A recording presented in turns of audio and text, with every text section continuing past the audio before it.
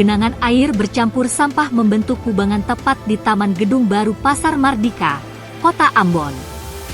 Pantauan tribunambon.com, genangan air berwarna hijau keruh dan mengeluarkan bau busuk menyengat.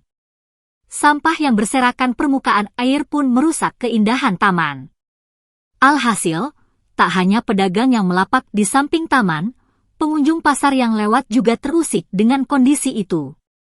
Rijal, seorang juru parkir yang ditemui tribunambon.com mengatakan, kondisi itu sudah berlangsung lama sejak akhir tahun 2024. Genangan mengering tatkala panas selama beberapa hari, namun kembali semula saat hujan turun. Namun, belakangan kubangan tak surut setelah saluran pembuangan tersumbat, tepatnya di bawah tiang dekat pipa besar di sisi kanan area pasar. Menurutnya, meski petugas pernah membersihkan sampah di permukaan, akar persoalan berupa saluran yang tersumbat belum juga ditangani. Keluhan serupa disampaikan Mama Ima, salah satu pedagang yang berjualan di dekat lokasi. Kondisi ini tak hanya merusak pemandangan, tetapi juga menimbulkan kekhawatiran akan dampak kesehatan, terutama bagi para pedagang dan pengunjung yang harus beraktivitas di sekitar air kotor tersebut. Dikonfirmasi perihal kondisi itu, Dinas Perindustrian dan Perdagangan, Disperindak, Kota Ambon belum memberikan jawaban hingga berita ini disiarkan.